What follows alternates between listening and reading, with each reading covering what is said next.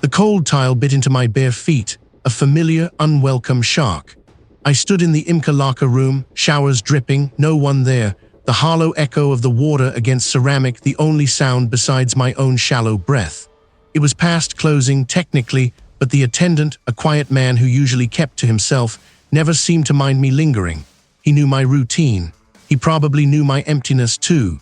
Chlorine clung to the air, a chemical shroud that did little to mask the faint, metallic tang of stale water. I stared at my reflection in the polished chrome of a locker door, a pale, gaunt stranger with eyes that seemed too large for my face. Grief had carved new lines around them, deeper than any smile ever had. My hair, damp from a half-hearted shower, plastered itself to my forehead. I barely recognized the man looking back. He was a husk, a ghost haunting his own skin. For months, this had been my ritual, a swim, a shower, then just standing, letting the cool air raise goosebumps on my skin, feeling something, anything.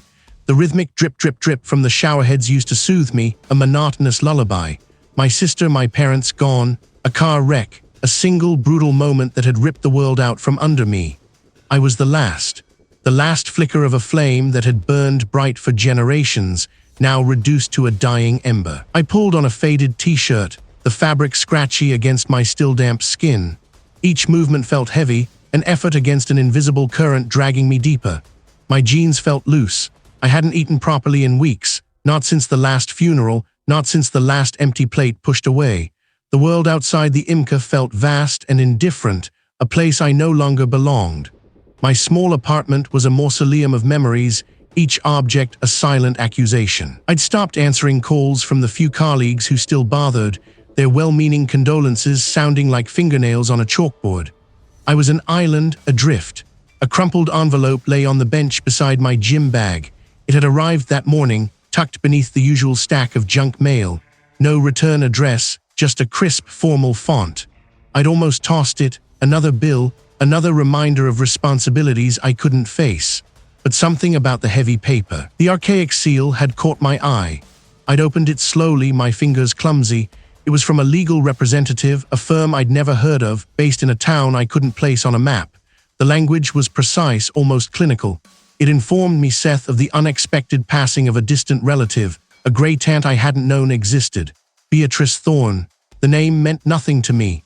I had read the letter 3 times, then a 4th, each word sinking in with a strange, heavy finality, an inheritance, a house, a relative I'd never known. It felt like a cruel joke, a cosmic prank designed to mock my desolation. What was I supposed to do with a house? I couldn't even manage to buy groceries. I picked up the envelope again, tracing the raised letters of the firm's name. Sterling and Finch, attorneys at law. It sounded like something out of a dusty novel. The letter had included a number, a direct line to a senior solicitor. I'd stared at it for a long time, the digits blurring. A fresh start, the phrase echoed in my mind, thin and reedy. It was what people said, wasn't it? When everything went wrong, I picked up the pieces, I found a new beginning. But what if there were no pieces left? What if the slate wasn't clean but shattered? The solicitor had called me a few hours later, a brisk, no-nonsense voice on the other end. The house was old, he'd said, very old, isolated. Remote was the word he'd used, and in some disrepair I understand. He hadn't elaborated, his tone implying a deeper neglect than mere loose shingles. It's a substantial property, Mr. Thorne, he'd added almost as an afterthought. Quite the legacy. The word felt like a burden, not a gift. My family's legacy was gone, scattered to the wind. What was this? Another anchor to drag me down, or was it something else? A chance, perhaps, to escape the suffocating familiarity of my current existence, to trade one set of ghosts for another, unknown quantity. I pushed through the heavy glass doors of the YMCA into the cool night air. The city hummed around me, indifferent. But beneath it, a tiny, unfamiliar spark flickered. Curiosity. The letter was still in my hand, the crisp edges biting into my palm. A decaying ancestral home. A place I never knew existed, now suddenly my own. What secrets did it hold? Tucked away in that remote county, what exactly had I inherited? The word legacy still tasted like ash in my mouth, but the idea of escape shimmered, a fragile, dangerous promise. My current life was a slow-motion drowning, each day a heavier weight.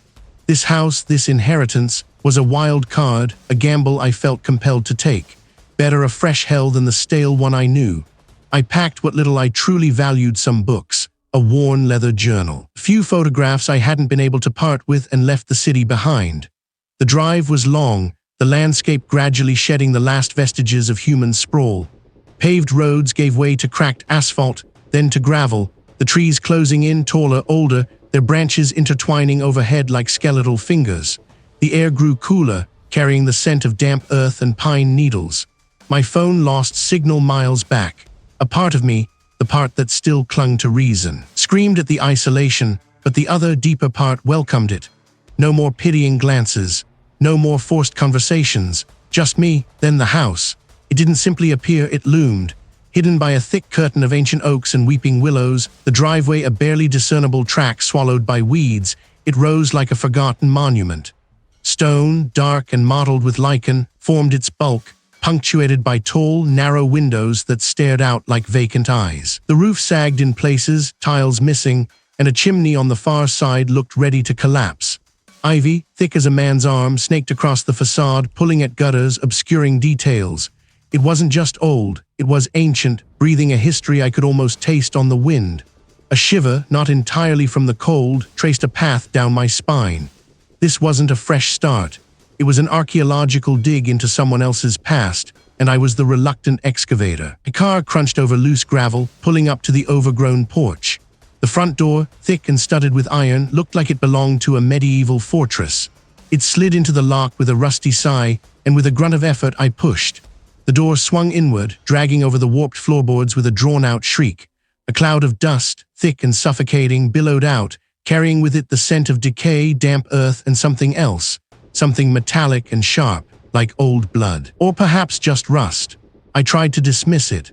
My imagination was already working overtime. A grand foyer stretched before me, dimly lit by the slivers of weak afternoon sun struggling through grimy windows. A sweeping staircase, its banister intricately carved but coated in years of grime, dominated one wall.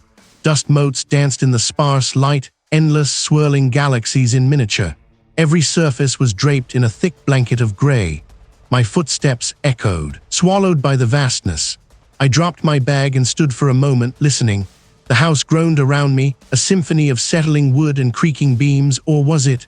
There was a distinct thump from somewhere above, followed by a soft, prolonged scrape, like something being dragged. I froze, my breath catching. Just the house, I told myself, settling after years of quiet. Old houses made noise. I tried to believe it. My exploration began in the lower rooms. A dining room with a long, bare table, its surface scarred and warped. A library, shelves still lined with books, their spines cracked and faded, emitting a dry, papery smell. Every room felt immense, cavernous, designed for a family far larger than any I had ever known. And everywhere the dust. A silent, patient witness. I found myself in what I assumed was a parlor. It was smaller than the other main rooms, with a single, tall window overlooking a choked garden. On a small, round side table, almost hidden by a dusty lace doily, sat a collection of antique photo frames. They were silver, tarnished black with age, and beautifully ornate. But inside each one, where a photograph should have been, the images were gone, not just removed, but utterly absent. The backing paper was old, brittle, yellowed, suggesting photographs had once been there, but now, nothing. My finger traced the rough texture of the blank paper. Had someone removed them? Or had they simply disintegrated? I tried to dismiss it as simple neglect, but the frames were arranged so neatly, almost lovingly. As I turned from the table, a faint, rhythmic creaking reached my ears. It was coming from the corner of the room, almost imperceptible over the general groan of the house. I walked towards it, my steps hesitant. There in the dim light stood a child's rocking chair, and it was moving. Not wildly, not dramatically, but with a slow, gentle sway back and forth, back and forth. The air in the room was still. There was no breeze. My heart hammered against my ribs, a sudden frantic drum, my throat tightened. That had been my attempt at a fresh start, a forced routine, but it felt like a prison too. This house, this place was supposed to be different. It was supposed to be mine. I watched the chair, my eyes wide, waiting for it to stop. It didn't, not for a full minute, perhaps more. Then, with a final, almost imperceptible twitch, it settled into stillness. Had I imagined it? The house was old, wood warped, floors shifted. This was just an old house, right? But as I stood there, the dust motes dancing in the dim light, I couldn't shake the feeling that I wasn't alone. The vastness of the house pressed in, no longer comforting in its isolation, but menacing. Better a fresh hell than the slow, familiar rot. The drive was long, winding through forgotten backroads, the asphalt crumbling into gravel as I approached the property line. The house loomed, a skeletal silhouette against the bruised twilight sky, its gables like bony fingers clawing at the clouds. It was larger than I'd imagined from the probate documents, a sprawling, two-story edifice of weathered timber and faded paint, surrounded by overgrown hedges that seemed to writhe in the wind. A shiver, not entirely from the cold, traced its way down my spine. This wasn't just old. It felt ancient, a place steeped in something heavier than time. My first days were a blur of dust and determination. I attacked the grime with a vigor born of desperation, scrubbing away layers of neglect, hoping to exorcise the lingering scent of damp earth and forgotten lives. Each sweep of the broom sent motes dancing in the meager light, and sometimes, out of the corner of my eye, I'd catch a flicker. A shadow, too quick, too sharp, darting behind a sagging curtain or slipping under a heavy piece of furniture. I'd freeze, broom suspended, eyes straining into the dimness. Nothing. The house creaked around me, a constant symphony of groans and sighs. The floorboards sang beneath my weight, the old timbers settling, expanding, contracting. I learned to distinguish the familiar noises, the rhythmic tick of the heating pipes, the whistle of wind through a cracked window pane, the rustle of unseen creatures in the eaves. But then, other sounds began to weave themselves into the background hum. Not words, not exactly, but a soft, breathy murmur, like someone speaking just beyond the threshold of hearing. I'd pause, straining my ears, holding my breath until my lungs ached, only the predictable groan of the house. I'd shake my head, rubbing my temples. Grief, I reasoned, loneliness. My mind was manufacturing companionship, or perhaps just echoes of the past, coping mechanism for the profound quiet that now filled my days. The house was old, after all. Old houses made noises. Old houses had strange acoustics. One afternoon, I was unpacking a box of books in what I decided would be my study. I carefully placed a worn copy of Moby Dick on a shelf, its spine cracked, its pages brittle. I remembered the exact spot, next to a collection of dusty encyclopedias. I turned to grab another box, wrestled with the tape. And when I looked back, Moby Dick was gone. My breath hitched. I blinked, then stared. It wasn't there. My eyes scanned the other shelves, then the floor, the top of the desk. I knew I'd put it there. I was meticulous, almost obsessively so, with my few cherished possessions. A prickle of unease started to spread, a slow, icy tendril. I retraced my steps, searching the box I'd just emptied, then the one I was about to open. I even checked the small, empty fireplace absurdly. I felt a flush of frustration, then a wave of self-doubt. Had I imagined placing it? Was I so distracted, so lost in my own head that I was misremembering? My hands trembled slightly. It was just a book, an old book, but the certainty of my memory warred with the stark reality of its absence. I spent another 10 minutes searching, my heartbeat thrumming in my ears, before finally giving up, dismissing it as a momentary lapse. I must have put it somewhere else. I just couldn't recall where. The following day I found the book. It was on the kitchen counter, next to a stack of unwashed dishes, open to a page I distinctly remembered being near the end of the whaling voyage. I hadn't even brought that box into the kitchen. My hands felt clammy. This wasn't a lapse in memory. This was something else. I needed to clear my head, to be around other people, even if just peripherally. I drove the winding roads back towards town. The engines hum a comforting, normal sound. I found myself pulling into the familiar lot of the local YMCA. I wanted the chlorine tang, the distant thud of weights, the muffled chatter of normal life. The steam hung heavy, smelling of damp concrete and disinfectant. The rhythmic drip of the showerheads echoed, a metallic, insistent sound. I stood by my locker, the worn metal cool beneath my fingertips, trying to ground myself. I tried to focus on the warmth, on the mundane act of changing, but my mind kept drifting back to the house. The book. Was I losing my grip? I had been through a lot, I told myself. Grief could do strange things to a person. It could make I see things, hear things, project my internal chaos onto the world around I needed to sleep more, eat better, stop letting the isolation fester. I changed quickly, my movements stiff, my skin feeling too sensitive. The dripping water seemed to intensify, a relentless percussion. A faint, almost imperceptible tusk, like a tongue against the roof of a mouth. My head snapped up, Empty, just the steam, just the drips. I hurried out, pulling the heavy door shut behind me, the sound of the dripping showers fading into the general hum of the building. But the feeling of being watched, of something unseen lingering just behind the veil of my perception, followed me. It clung to me like the dampness from the locker room air. The house was doing this to me, or was I doing it to myself? Better a fresh hell than the one I'd been living, so I took it. Moving in was a blur of cardboard boxes and the pervasive smell of damp earth and forgotten wood. The air in the house was thick, not just with dust, but with something else, something I couldn't quite name. It settled on my skin, a subtle pressure. I told myself it was just the age of the place. The years of neglect. A house this old, this remote, would naturally feel different. I unpacked slowly, each item I placed feeling alien in its new, cavernous surroundings.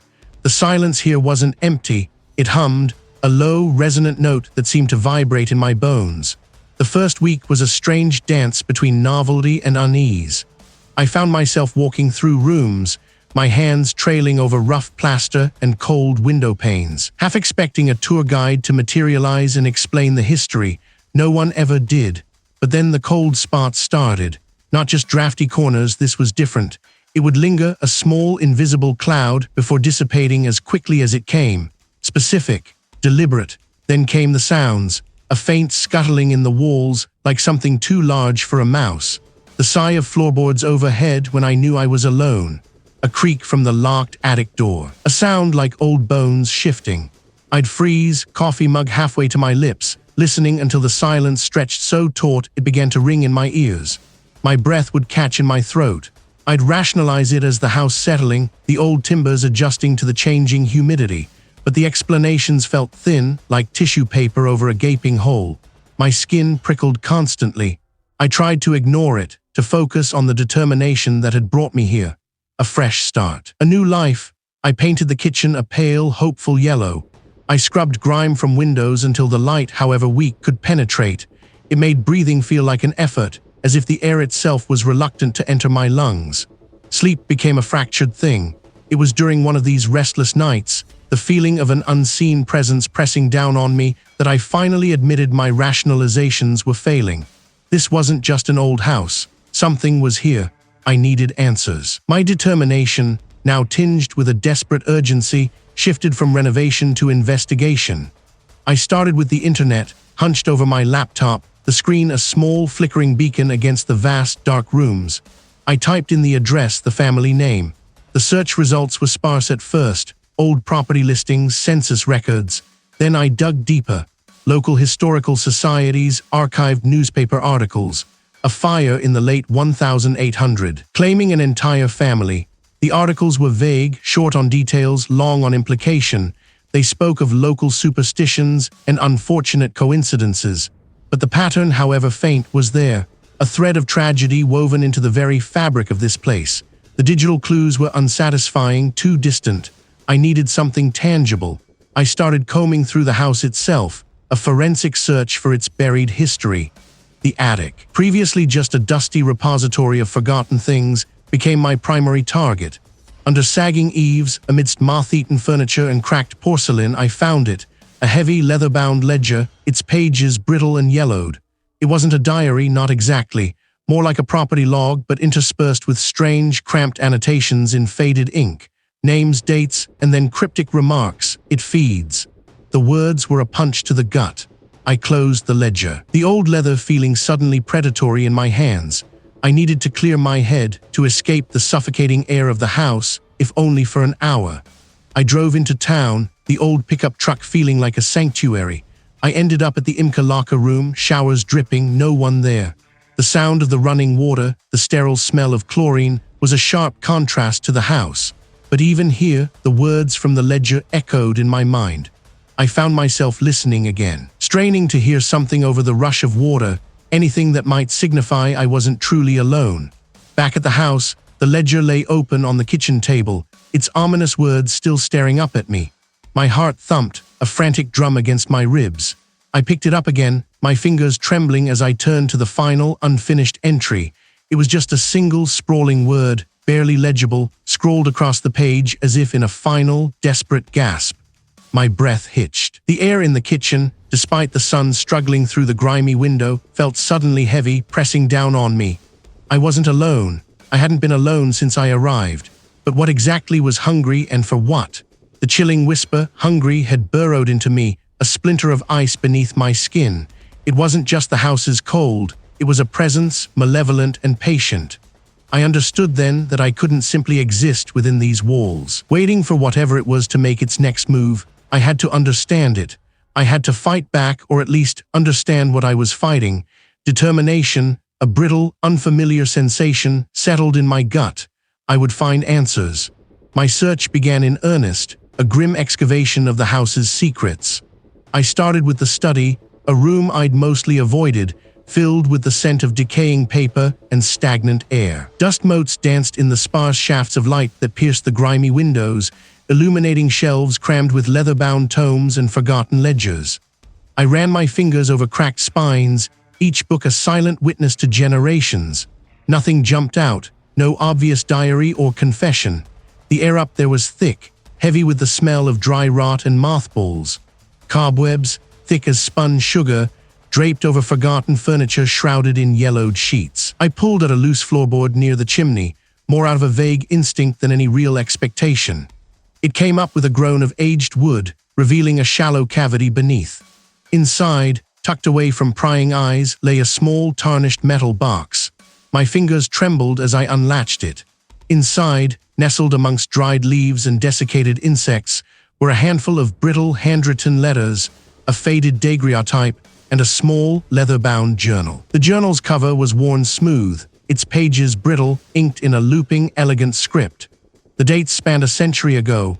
The first few entries were mundane, observations about the weather, local gossip. But then the tone shifted. My mind plays tricks, or does it? My breath hitched. This wasn't just a coincidence. This was too specific. The journal detailed a slow descent. The entries grew frantic, the script increasingly jagged. I can't tell what is real. My wife. She looks at me with pity. She thinks I am unwell. But it is this place that is unwell. The daguerreotype was of a stern-faced man, his eyes wide, haunted. There was this him, the writer of these frantic words. What had happened to him? I found other fragments in the box. A newspaper clipping, yellowed and fragile, detailing the unexplained disappearance of a local landowner and his family a generation before the journal's entries. Another, even older, mentioned a series of tragic accidents and fits of melancholia that had plagued the property's prior inhabitants. Each piece painted a picture of a house that didn't just stand, but consumed. Madness, disappearances, tragic ends. This wasn't just my grief, my loneliness. This was the house, and it had a history of feeding. That night sleep offered no escape. My dreams, usually a nebulous landscape of recent losses and quiet despair, were invaded, twisted. I found myself in a place I hadn't thought about in years. The YMCA locker room, showers dripping, no one there. The tiled walls echoed with the sound of water, a rhythmic, maddening patter. The air was thick with the metallic tang of chlorine and something else, something fetid and old. My skin crawled. I was alone, utterly alone, yet the vast, empty space felt charged with an unseen presence. My reflection in a fogged mirror was distorted, elongated. The face that stared back, not quite mine. Its eyes were too wide, too hungry. It didn't form words, not exactly, but the implication was clear. It wanted something. It had always wanted something. I woke with a gasp, my body slick with sweat, the phantom smell of chlorine and decay still clinging to my nostrils. The bedsheets were tangled around my legs, my heart a frantic drum against my ribs. The locker room, why there? Why that particular image of isolation and vulnerability? Was it just my mind, twisted by the house's influence, or was the entity reaching, testing, probing deeper than I could have imagined? What other places would it find to haunt me? The words from the journal still clawed at my mind, a ragged, desperate whisper about the hunger that watches from the dark. The daguerreotype, its silvered surface capturing a frozen moment of forgotten dread, sat on my nightstand, a silent, accusing eye. It had been days since I'd found them, days since the house had truly begun to press in, not just with its creaks and groans, but with a subtle, insidious shift in the air, a colder shadow in the corners of my vision. I felt its presence, a constant, low hum beneath my skin, but I was not going to break. I wouldn't be like the journal's author, fleeing into the woods only to vanish. I was Seth, and I was determined to understand this place, to fight whatever malevolence festered within its walls. I needed to escape, even for an hour, to somewhere mundane, somewhere public, somewhere normal, so I drove. I pulled into the parking lot, the asphalt shimmering under the weak autumn sun, and for a moment the world felt solid again. I walked into the YMCA locker room, showers dripping, no one there. The fluorescent lights hummed with a sterile indifference, reflecting off the damp tiled floor. The air was thick with the scent of chlorine and old sweat, a familiar, almost comforting smell that grounded me. I peeled off my clothes, each garment feeling heavy, imbued with the house's silent scrutiny. The sound of the dripping showers was a steady, rhythmic cadence, a counterpoint to the frantic beating of my own heart. I could feel the tension begin to ease from my shoulders, the knot in my stomach loosening its grip. This was reality. This was safe. They wasn't it. I stepped into the shower, letting the hot water sluice over my skin. It stung a little, but it was a welcome sensation, a cleansing fire against the clammy feeling that had clung to me since I'd read that journal. I closed my eyes, tilting my face towards the spray, trying to wash away the lingering images of the frantic scroll, the distorted faces in the daguerreotype. For a few minutes, there was only the roar of the water, the steam rising around me, blurring the edges of the stalls. I focused on my breathing in and out, a slow, deliberate rhythm. I was here, I was present, I was in control. Then a shift. The steady rhythm of the dripping showers seemed to falter just for a beat. I gasped, stumbling back against the tiled wall, my eyes snapping open. The dripping had changed. It wasn't random droplets anymore. It was a slow, deliberate drip, drip, drip. That seemed to echo not just from the empty stalls around me, but from deep inside my own skull. There was I alone in here. I squeezed my eyes shut again, then opened them slowly. The water was warm again, almost scalding. The dripping was back to its random, innocuous pattern. Had it just been my mind playing tricks? A sudden temperature fluctuation in the old pipes. I told myself it was just the stress, the exhaustion finally catching up to me. I took a deep breath, trying to calm the tremor in my hands. It wasn't a physical gaze, more like a pressure, a silent scrutiny that felt far too intimate for an empty locker room. I finished my shower quickly, the sense of unease growing with each passing second. As I reached for my towel, I saw it. It wasn't water. It was too viscous, too deep a shade of crimson. It looked like blood, a fresh, wet pooling that hadn't been there moments before. My breath hitched. I stared, my mind reeling. How, when? There was no one else here. I knew there wasn't. My eyes darted to the next stall, then the next, searching for any sign, any movement. Nothing. Just the endless, indifferent tiles.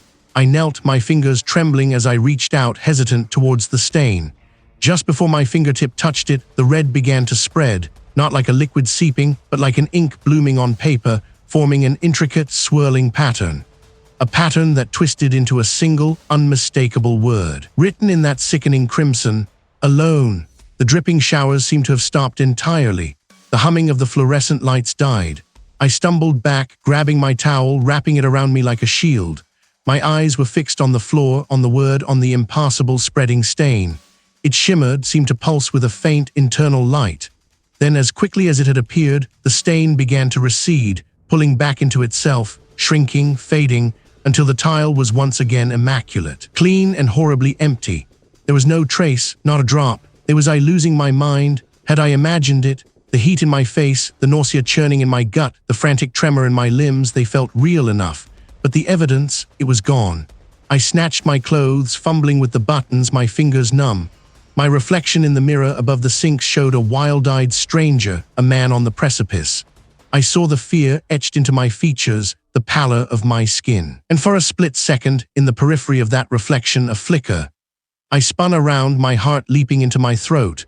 The locker room was empty, utterly, horrifyingly empty. The house. It wasn't just in the house. It was with me. It had followed me. It could reach me anywhere. There was no escape. But if it could reach me here, if it could manipulate my perceptions, then what else was it doing? What else had it already done? Was any of this real? It had been days since I'd found them, days since the house had truly begun to press in, its silence no longer peaceful but predatory. I'd tried to convince myself it was all the grief, the isolation playing tricks. But the journal, the photograph, they were too real. I needed out, even for an hour. The house was a cage, slowly shrinking around me. I drove aimlessly at first, then with a sudden, desperate purpose. I knew where I was going. A place of fluorescent lights and echoing tile, a place filled with the mundane sounds of human activity, a place where I couldn't possibly be alone. I found myself in the YMCA locker room, showers dripping, no one there. The air was thick with the sterile tang of chlorine and something else, something I couldn't quite place, but it felt stale. The rhythmic drip, drip, drip from the shower heads seemed to amplify the emptiness, each drop a tiny drumbeat against the quiet. My footsteps echoed, sharp and solitary, on the wet tile floor. I stripped quickly, my movements stiff, almost hurried. The cold air raised goosebumps on my arms despite the lingering humidity. I stepped under one of the showers, turning the handle until the water was scalding hot. It sluiced over my head, stinging my skin, a physical sensation to anchor me. I closed my eyes, letting the steam rise around me, hoping it would wash away the house, the journal. The memory of that ancient, hungry gaze. For a moment, it almost worked. The warmth was a shield, the noise a temporary balm I could almost forget. Then the dripping from the unused showers began to change. It wasn't just random droplets anymore. It formed a pattern, a cadence. Drip, drip, drip, drip. It sounded like a slow, deliberate tapping. My eyes snapped open.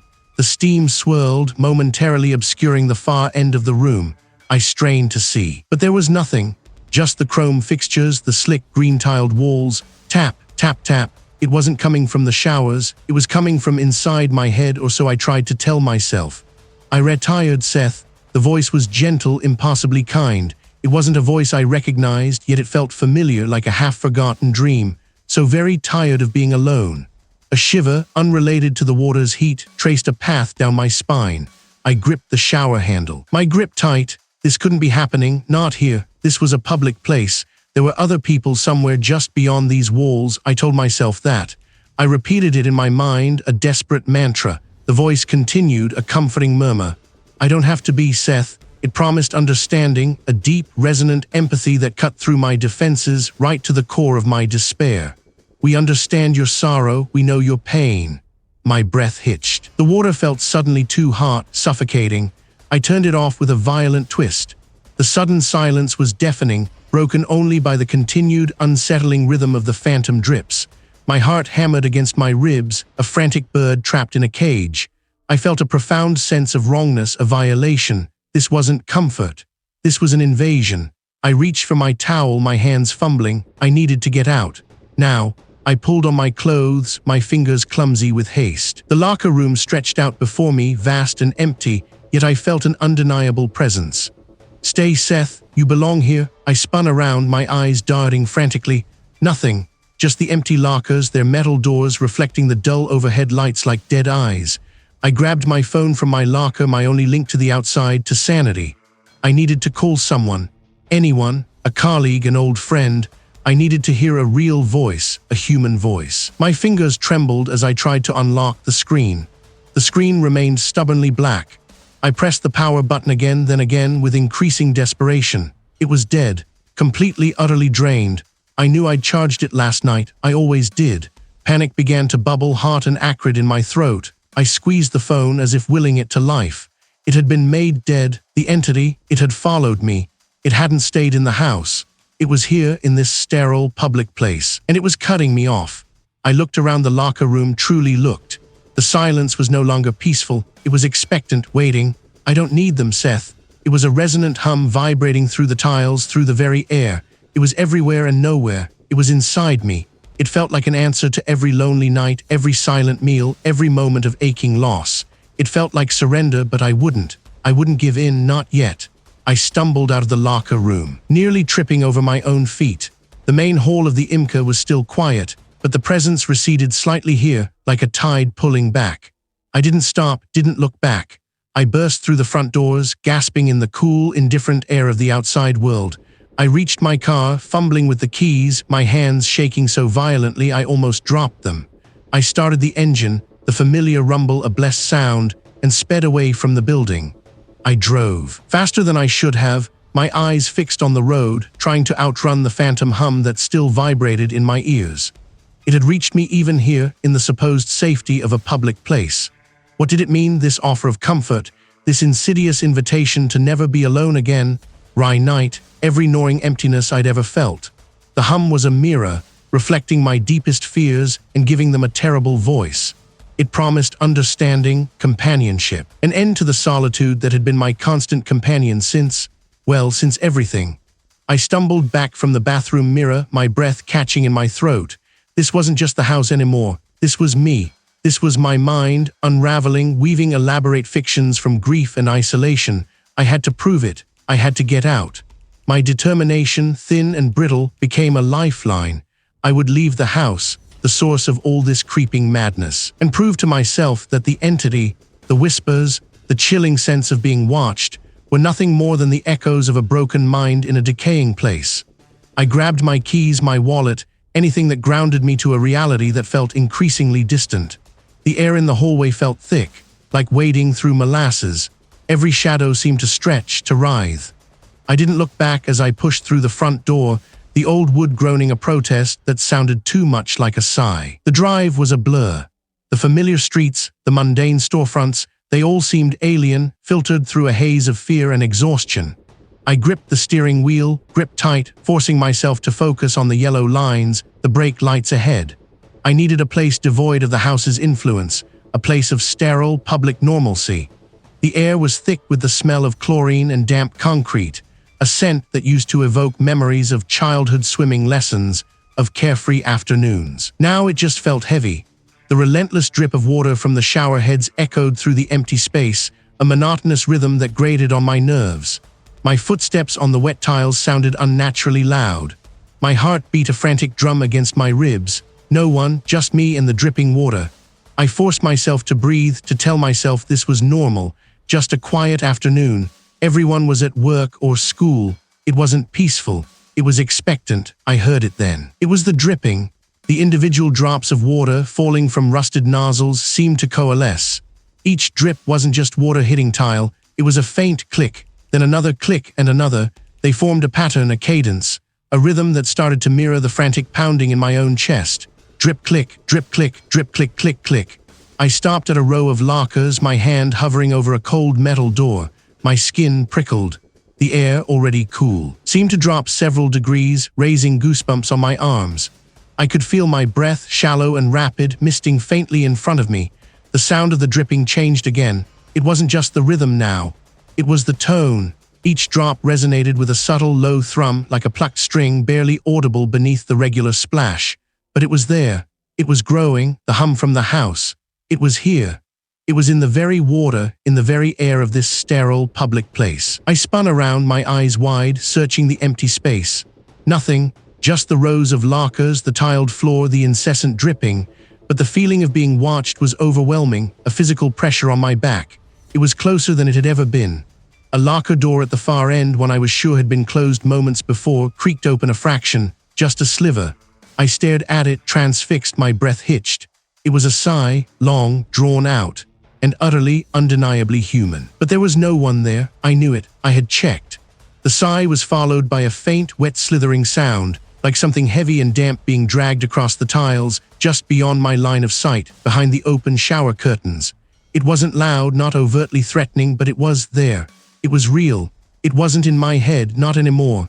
My mental defenses, carefully constructed walls of denial and logic, crumbled to dust.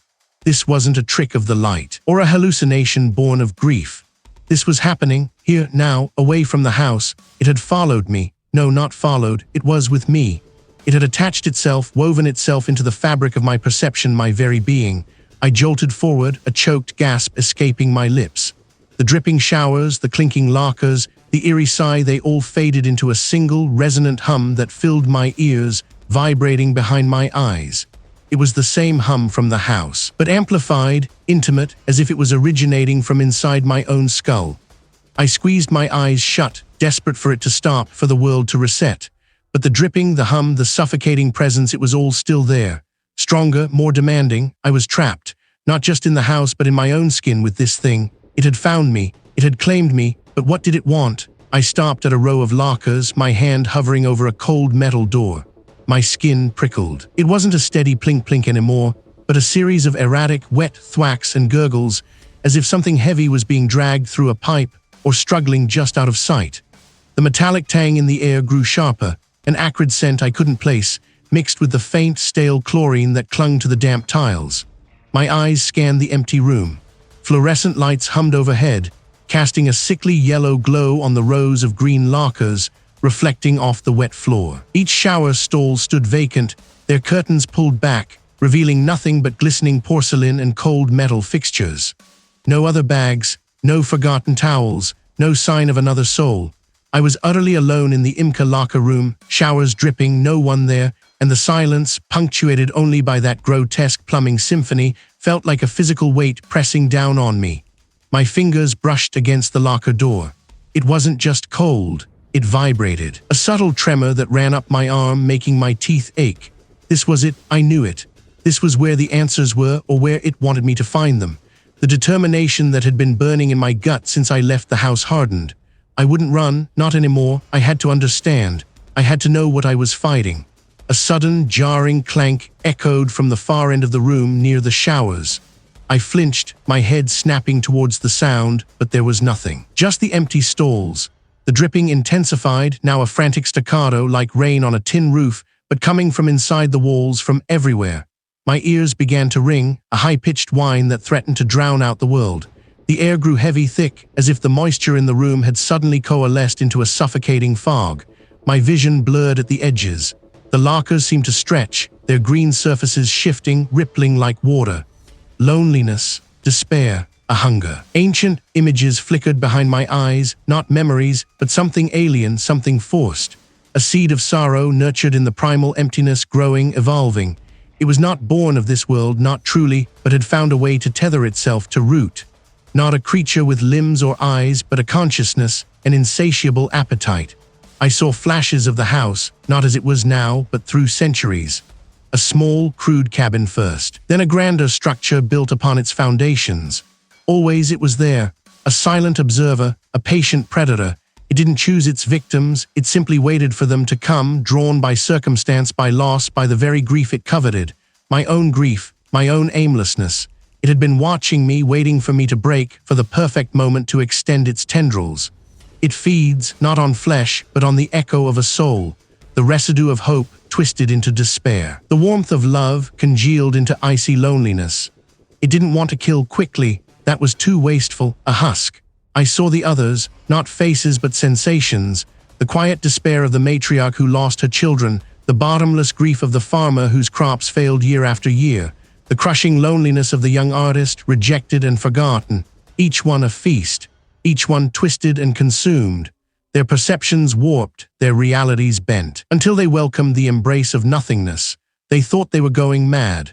They were going mad, but it wasn't a disease. It was a calculated consumption, and the house wasn't just a dwelling, it was its anchor, its body. The shifting walls, the impossible layouts, those were its manipulations, its way of disorienting, isolating, preparing the meal. The entity didn't possess the house, it was the house in a way.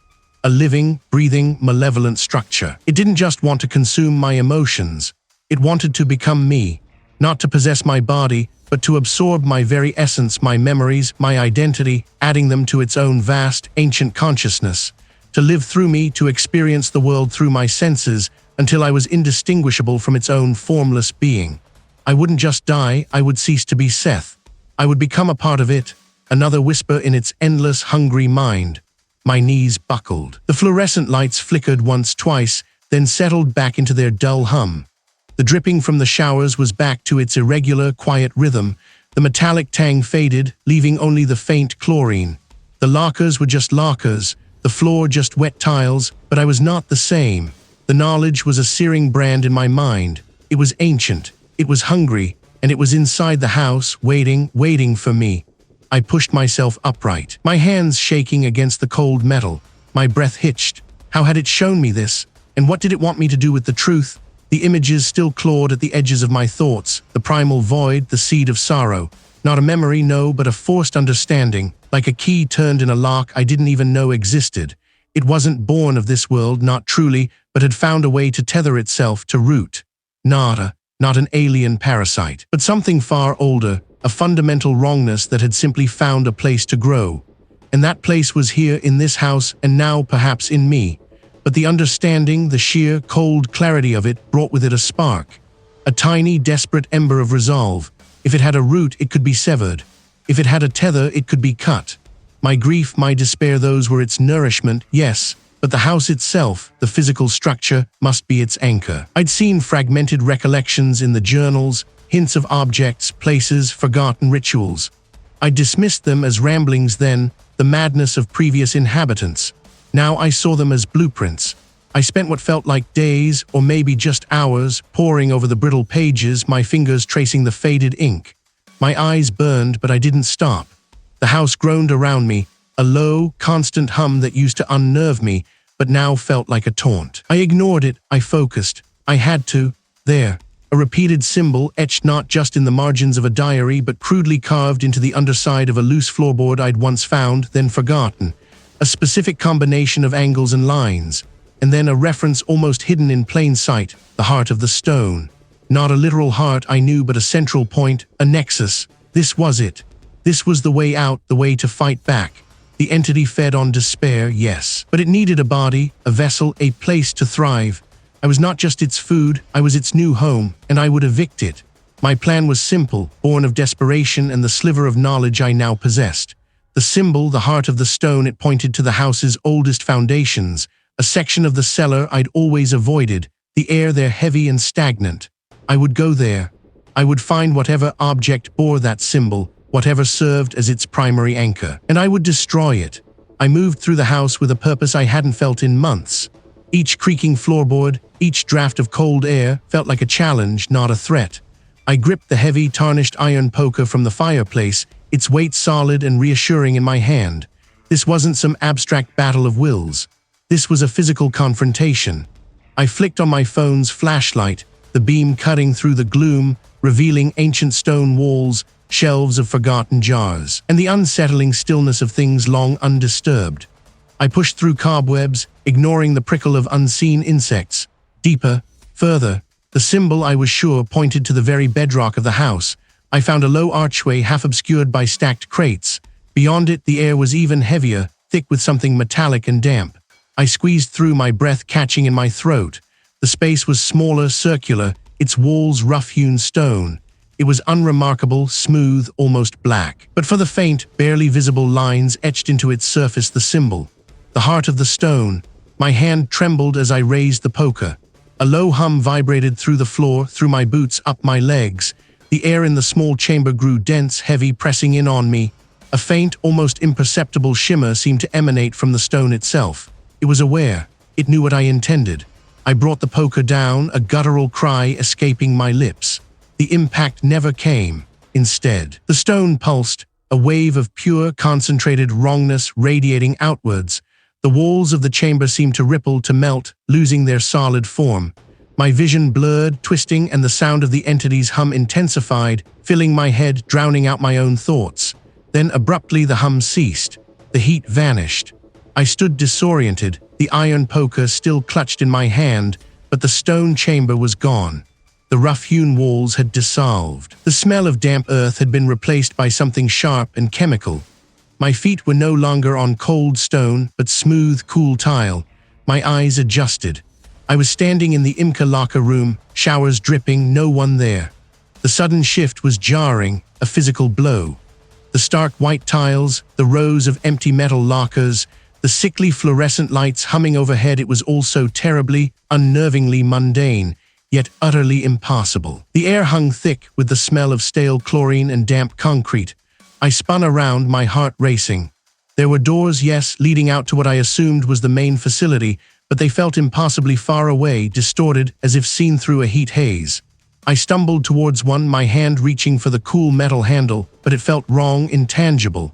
My fingers passed through it, a phantom sensation. This wasn't an escape. This wasn't a reprieve. This was a deeper trap. My breath hitched. The entity hadn't just anticipated my move, it had orchestrated it. The knowledge I thought I had gained, the symbol, the heart of the stone, it was all a carefully laid lure. You believe you found a way to sever the tether, foolish boy. The dripping of the shower seemed to intensify, each drop a tiny hammer blow against my skull. The walls of the locker room began to shimmer, just like the stone had. The clean lines of the tiles blurred. The metal lockers seemed to warp and stretch. It was weaving itself into my very being, not just feeding but becoming. My hands started to shake uncontrollably. I could feel the edges of my own perception fraying, the boundaries between myself and the impossible dissolving. The air thickened again, not with damp, but with a palpable weight, pressing down on my chest, making it hard to draw a breath. The locker room wasn't just a place. It was a mirror, reflecting something I couldn't comprehend, something vast and consuming. There was this my new reality. There was this where I would finally shatter, and if the tether wasn't a stone, if it wasn't the house, then what or who was it? Not just as a hum, but as a grinding pressure against my eardrums, a deep, resonant vibration that threatened to loosen the very fillings in my teeth. The air grew thick, humid, clinging to my skin like a shroud woven from steam and despair. I was alone in the YMCA locker room, showers dripping, no one there, yet I felt more scrutinized, more deeply seen than at any other point in my life.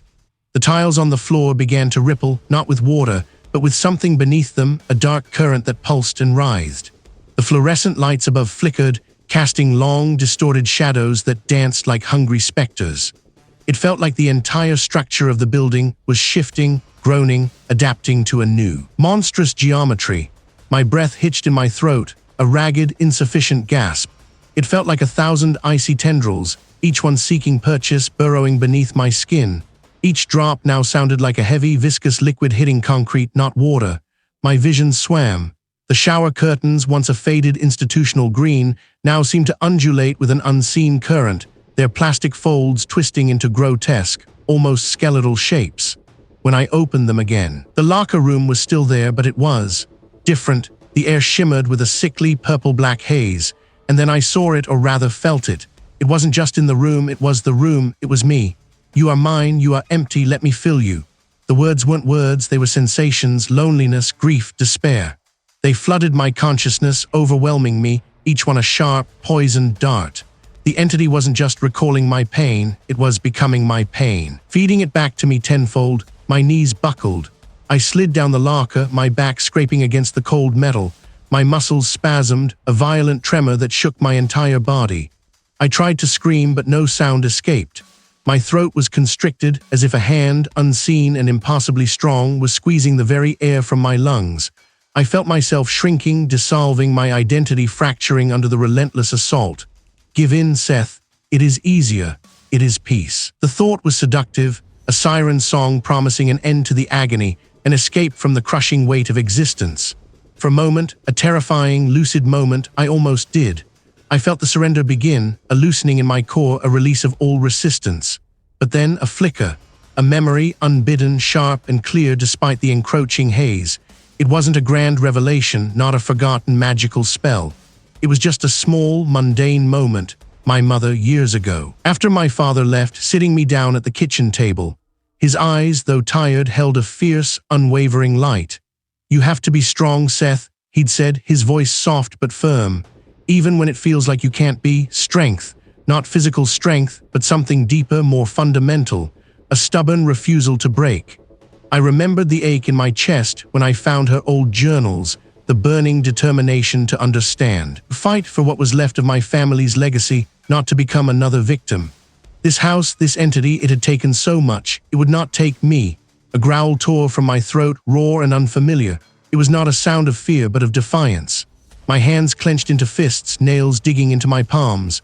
My body still shook, but now it was with a different kind of energy, a desperate, furious resolve.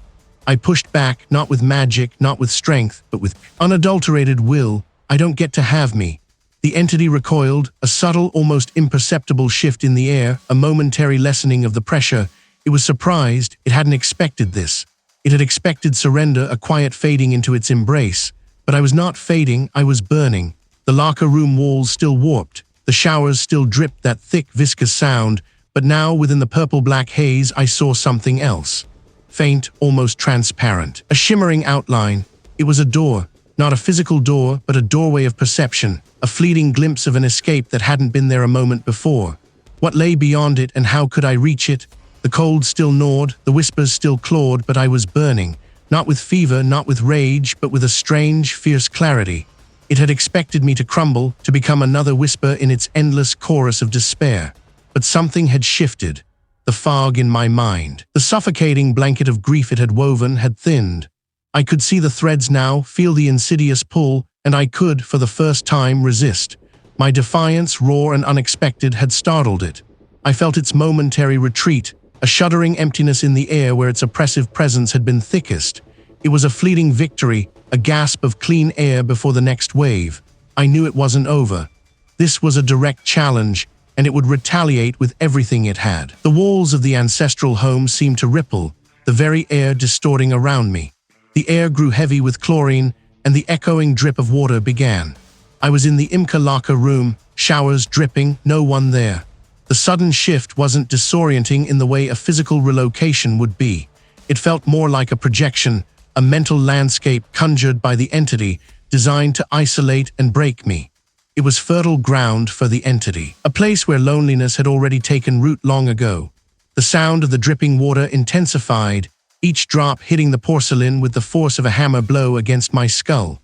It wasn't just water, it was the relentless march of time, the slow erosion of hope.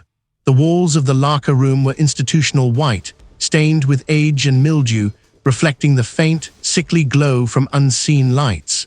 It wasn't a voice. It was a thought implanted directly into my mind, resonating with the cadence of my own deepest fears. I can't escape what I am. My determination flared. I wouldn't let it. I wouldn't let it twist my past, weaponize my memories. I focused on the truth I had painstakingly pieced together. This thing fed on despair, yes, but more specifically, it fed on attachment to that despair. It needed me to cling to my losses, to the house, to the ghosts of what was. The temperature plummeted further. My teeth began to chatter, a violent, uncontrollable tremor. I wrapped my arms around myself, but it was useless. I saw glimpses of my mother's face, distorted by grief, then my father's, distant and unseeing. Just let go. No, I shook my head, a small defiant movement that felt monumental. My throat was dry, raw. I had to speak, to assert my will in this desolate space it had created. You feed on what's left.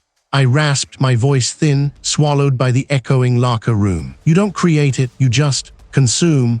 A ripple went through the air, a momentary static charge, like a television screen flickering. It was listening. It was intrigued, or perhaps annoyed. You want me to cling? I continued, finding a strange strength in my voice, pushing past the chattering of my teeth. To the house, to the past, to the grief. The dripping of the showers became a chaotic symphony, each drop a separate, piercing note. The air grew thick, suffocating, as if all the oxygen was being drawn away. I felt a crushing weight descend, pressing down on my chest, making it hard to breathe. But the truth was my weapon. I can't take what isn't there, I gasped, fighting for each word, each breath. I can't feed on emptiness. I can't consume nothing. This was the revelation, the understanding that had solidified in the heart of my defiance. The entity was a parasite of attachment. Its power came from the connections, however painful, that people forged with their losses, with their physical surroundings, with their own suffering. If I severed those connections, if I let go of the house, of the pain, of the need for it all, what would be left for it to consume? The locker room began to twist. The tiled floor buckled. The dripping showers became a torrent, then ceased altogether, replaced by a low, guttural growl that vibrated through the very air. This was pure, unadulterated fury. It had heard me. It knew I understood. They formed into grasping, skeletal fingers, reaching for me from every direction. I could feel it trying to tear at my mind, to re-establish the hooks of despair, to drag me back into the comfortable, consuming numbness it offered. I closed my eyes, focusing not on the agony, not on the fear, but on the concept of release. I imagined the house not as a haven, but as a cage. I imagined my grief not as a part of me, but as a chain. And I imagined myself slowly, deliberately letting go. It was excruciating. The entity shrieked, a soundless scream that reverberated in my skull, threatening to split it open. It was fighting back with all its might, desperate to maintain its hold. I felt a tearing sensation, as if something was being ripped from my very core. Was it my soul, my sanity, or was it its own parasitic tendrils being violently severed from their host? It was a tug-of-war, a battle for the very essence of my being, fought in the echoing, dripping desolation of the YMCA locker room. My muscles screamed with the effort of simply standing, of existing. I was losing strength, my vision blurring at the edges, but I held onto that single, terrifying, liberating thought: let go. Had I truly severed the connection, or merely pricked its skin, The dust motes, thick as fog, still danced in the shafts of moonlight that pierced the broken window panes. My hands, caked with grime and something else I didn't want to identify, trembled. The air in the study, where it had all ended, tasted metallic, acrid. I could still hear the echoes, not of sound, but of a presence recoiling, tearing itself away. A shriek that resonated in my bones, not my ears. It had happened. I had done it. The old desk, scarred and splintered, lay overturned. Books, pages torn and brittle, were scattered like fallen leaves. The heavy, ornate mirror, which had once shown me reflections that weren't mine, now lay shattered on the floor, its silvered fragments catching the faint light like malevolent eyes. I remembered the cold glass against my palms, the desperate, almost primal urge to break the illusion, to tear away the veil it had cast over my mind. The entity had clung to it, had bled through its surface, twisting my grief into a weapon against me. I had screamed, not in terror, not in pain, but in defiance. A roar from the deepest part of me, a part I hadn't known existed. I had smashed the mirror, splintering not just the glass, but the entity's hold, or so I hoped. The force of its withdrawal had been like a vacuum, sucking the air from my lungs, leaving me gasping on the floor, the shards digging into my skin. Now the silence in the house was different. The house felt like an empty shell, a deflated lung. The weight was gone. My legs felt like lead, but I pushed myself up. Each movement was an effort, a testament to the unseen struggle that had just unfolded. I stumbled through the wreckage of the study, past the splintered floorboards, the overturned chairs. The familiar scent of damp earth and decay was still present, but the underlying stench of something ancient and hungry had faded. I had to leave. The thought was a dull ache in my skull. I had to get out. The front door, which had always felt like a barrier, a prison gate, now stood slightly ajar. I didn't remember opening it. Perhaps the entity's final convulsion, its violent expulsion, had wrenched it open. Or perhaps in my desperate scramble I had. The night air outside was sharp and clean, cutting through the lingering miasma of the house. I walked, not looking back. The long drive, the overgrown path, the winding country road, it was all a blur. My mind was a static-filled radio, struggling to tune into anything coherent. I drove, I didn't know where. Just away. The hum of the highway became a drone, a monotonous lullaby. Hours passed. The sun rose, painting the world in colors that felt too vibrant, too real. My eyes burned, my muscles ached. I needed to wash, to scrub away the grime, the feeling of contamination. I found myself pulling into the parking lot of a building I recognized from years ago, a place of mundane routine and forgettable encounters. The YMCA locker room, showers dripping, no one there. It was early or late. I couldn't tell. The parking lot was almost empty. The air was thick with the smell of chlorine and stale sweat. I moved like a ghost, my reflection in the polished surfaces appearing gaunt, unrecognizable. The showers were running, a steady, rhythmic drumming that filled the vast, empty space. I stripped, my clothes feeling heavy, soiled, like a second skin I needed to shed. My body was a map of bruises and scratches, souvenirs of a battle no one would ever believe. Under the scalding spray, I scrubbed. I scrubbed my hair until my scalp tingled, my skin until it was raw and red. I watched the water swirl down the drain, carrying away the dirt, the grime, the lingering scent of decay. But it wasn't enough. The feeling of being tainted, of having something burrowed deep within me, persisted. I closed my eyes, letting the hot water sluice over my face. For a moment, a fleeting, terrifying moment, I saw it again. Had I truly banished it, or merely driven it into hiding? My breath hitched. My heart, which I had thought was numb, hammered against my ribs. I had faced it. I had pushed it back, but something had changed. The world around me, even here in this sterile public space, felt thinned like a veil stretched taut, ready to tear. A stage set for something. I opened my eyes. The showers still dripped. No one was there, just me. And the lingering question, if I had severed the connection to the house. What had I done to myself?